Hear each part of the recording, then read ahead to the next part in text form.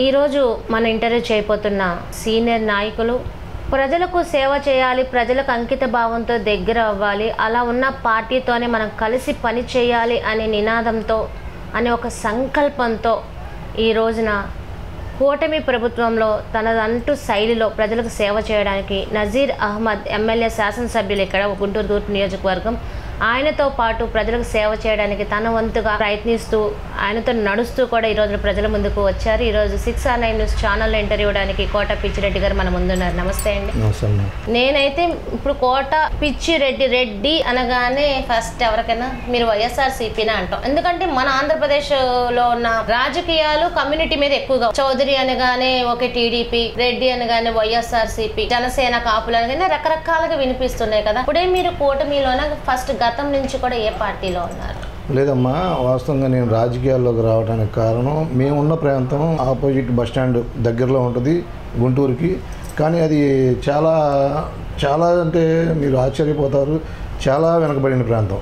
ఎట్లా అంటే కనీసం ఇంట్లో నుంచి బయటికి వస్తే మనిషి నడవలేని స్థితిలో ఉండే రోడ్లు. రెండోది అక్కడ ఒక వర్షం పడినా లేకపోతే ప్రజలు నైటు ఏదన్నా వర్షం పడకపోతే రోడ్ల మీద మంచాలు వేసుకొని పడుకునే పరిస్థితులు, వర్షాలు పడితేనేమో కనీసం లోపలికి వెళ్తే నలుగురు కలిసి పడుకునలేని పరిస్థితులు ఉన్న పరిస్థితులు చూసి నేను ఆ రోజు నేను అనుకున్నది ఏంటంటే వీరికి ఏదో ఒక సహాయం చేయాలి. అంతకుముందు నేను విడిగా ఏదో చేదోడు నాకు ఆ రోజున 18 ఇయర్స్.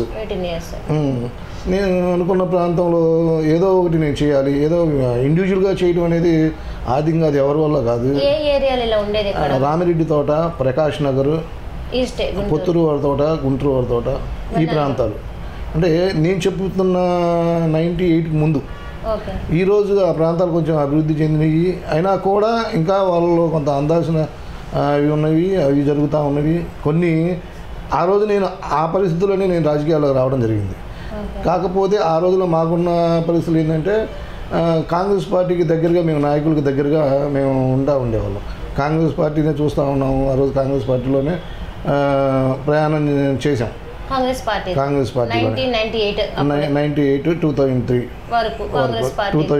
రాజశేఖర రెడ్డి గారు ముఖ్యమంత్రి అయిన తర్వాత కూడా 5 ఇయర్స్ జర్నీ రాజశేఖర రెడ్డి గారి ప్రభుత్వంలో జర్నీ చేస్తున్నాం. అప్పుడు కూడా మేము ఎంతో కొంత సహాయం ఆ ప్రజలకు చేయాలనే భావంతో కొంత మాకు ఆ రోజుల్లో ఉన్న దగ్గరగా ఉన్న కార్పొరేటర్లను గెలిపించుకోవడం కానివ్వండి, ఆ ప్రాంతంలో ఉన్న పేదవారికి సహాయం పడటంలో కానివ్వండి, అవన్నీ మేము దగ్గరుండి చేసుకున్నాం. మరి ఎంతో కొంత అయితే సహాయం అయితే కాంగ్రెస్ ప్రభుత్వంలోనైతే చేశారా?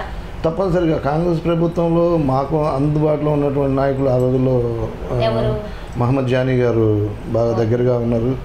ఆ తర్వాత నంబూరు సుబానీ గారు, వారి హయాంలో కొంత మేము వారికి దగ్గరగా ఉండటం, ప్రజలకి సేవ చేయటం, వారిని ప్రజలను వాళ్ళ దగ్గరికి తీసుకెళ్ళి మేము వారికి కావాల్సినవి అందించడం, అవన్నీ కూడా మేము ఆ రోజు చేయడం జరిగింది. ఏమేం చేశారంటే ఇప్పుడు మీరు అన్నారు కదా అప్పుడు వర్షం వస్తే మునిగిపోయేవని, దానికి సంబంధించిన సమస్యను ఎంతవరకు తొలగించారు? వాస్తవంగా ఆ రోజు నిజంగా మాకు సీసీ డ్రైన్ అనేది తెలియదు, సీసీ రోడ్ అనేది తెలియదు, అసలు తెలియదు. ఆ ప్రాంతం అసలు తెలియదు. ఏం చేస్తారంటే రోడ్డు మీదకి వచ్చారంటే పాపం వాళ్ళకి మట్టి రోడ్లు తప్ప ఏమి ఉండేవి కాదు. మేము ఆ ప్రాంతంలో నాయకుల దగ్గరికి తీసుకెళ్ళడం కానీ ఆనాటి మాజీ మంత్రి గారు అయిన మహమ్మద్ జానీ గారు వాళ్ళ దృష్టి తీసుకెళ్ళడం, తర్వాత నంబూరు సుబానీ గారు దృష్టి తీసుకెళ్ళడం, తీసుకెళ్ళి రోడ్లు వేయటం అయితే ఆ రోజు మేము సిమెంట్ రోడ్లు, సీసీ రోడ్లు 2004 to 2009.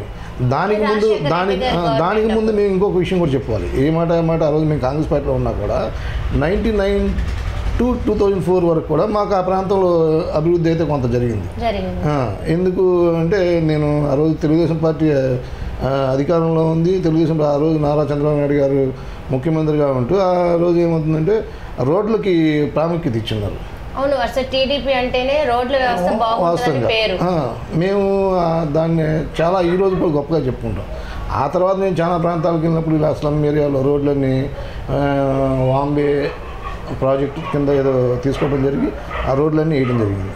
కాబట్టి ఆ రోజున మేము చాలా ఆ ప్రాంతాన్ని అభివృద్ధి చేసుకోగలిగాం 1994 to 2009 వరకు. ఆ తర్వాత క్రమంలో మళ్ళీ కాంగ్రెస్ పార్టీ రాజశేఖర్ గారి మరణం తర్వాత అదే క్రమంలో మా ప్రాంత వాసులందరూ కూడా కొంత ఎక్కువగా రాజశేఖర్ గారికి అభిమానులు ఉండటం, వాళ్ళతో పాటు మేము కూడా ప్రయాణం చేయటం అది జరిగింది. అంటే మీరు కూడా ఈ రోడ్డు అంటే ఈ సీసీ రోడ్లు కాకముందు డ్రైనేజీ పొంగిపోవడాన్ని మీరు కూడా బాధపడబట్టే ప్రజల బాధ తెలిసిందంటారా? ఎస్, అంతే కదా. అప్పుడు ప్రజల గురించి కూడా ఆలోచించారు, నేనన్నా పూనుకోవాలి.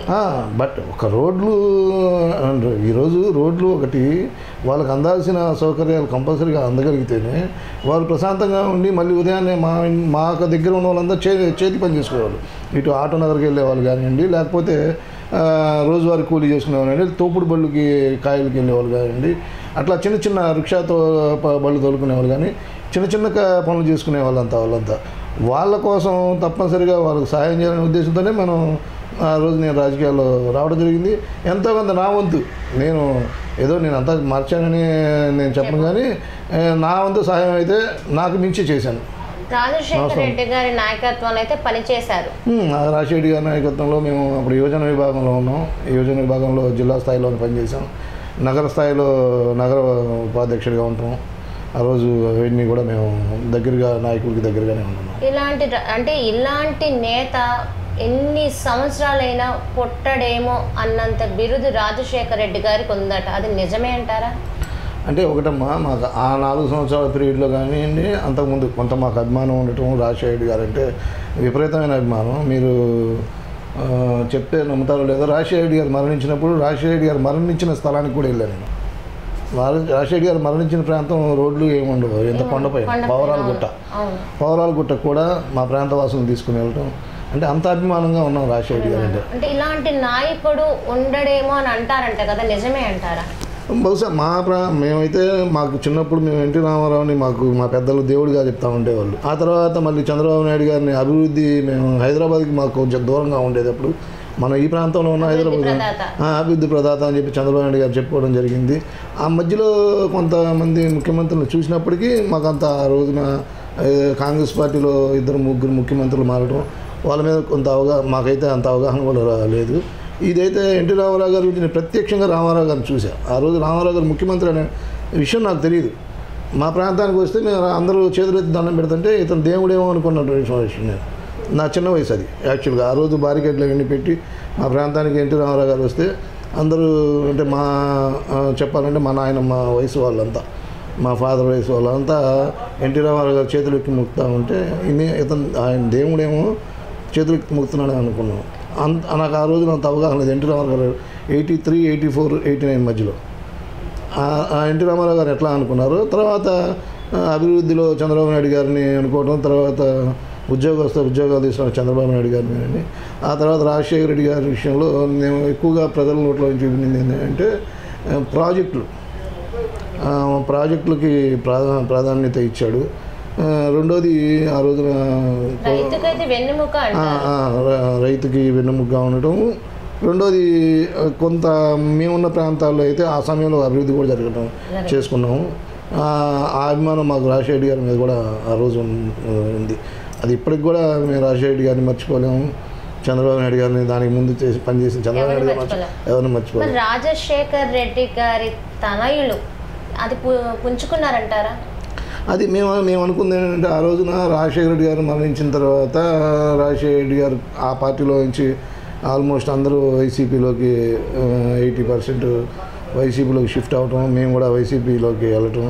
తర్వాత జగన్మోహన్ రెడ్డి గారిని చూసిన తర్వాత కొంత మాకు సానుభూతి, తండ్రి దూరం అయ్యాడు, కొంత అండగా ఉండాలి అనే భావన మాకు కూడా ఆ రోజు కలగడం. సానుభూతి ఓటింగ్ పడింది. ఎస్, అది మటుకు 100% నేను చెప్తున్నా కదా. అంటే చేస్తారనే దానికంటే సానుభూతి ఓటే పడిందా? ఆ రోజున జగన్మోహన్ రెడ్డి గారి మీద ఎక్కువగా నాకు తెలిసి 60-70% మంది సానుభూతితోనే ప్రయాణం చేశారు. ఆ రోజున నాయకులు కానివ్వండి, వాస్తవంగా ఒక 5-6 సంవత్సరాలు ప్రయాణం చేసిన తర్వాత ఎప్పుడైతే మళ్ళీ అధికారంలోకి వచ్చిన తర్వాత అంటే అదే సానుభూతి జగన్మోహన్ రెడ్డి ప్రజలపై చూపించారంటారా? అదే మేము ఇక్కడ గమనించింది ఏంటంటే, యాక్చువల్గా నేను 5 సంవత్సరాలు వైసీపీలో క్రియాశీలకంగా బాధ్యతలు నగర ట్రేడ్ యూనియన్లో నగర అధ్యక్షుడిగా ఉన్నప్పటికీ నేను ప్రజలకి ఏదైతే చేయాలనుకున్నానో, ప్రభుత్వం వస్తే మేలు జరిగిద్ది అనే భావంతో మేము 5 సంవత్సరాలు 6 సంవత్సరాలు ప్రయాణం చేసి మేము ఆయన్ని గెలిపించుకోవాలనే భావనలో ఆ రోజు ప్రయాణం చేయడం జరిగింది. ఆ తర్వాత క్రమంలో జరిగినవన్నీ మీకు తెలిసినాయి కదా. మాకు ప్రభుత్వం వచ్చిన తర్వాత ఏదైతే ప్రజలు భావించారో వాటన్నిటికీ దూరంగా ముఖ్యమంత్రి ఉండటం మేము గమనించాం.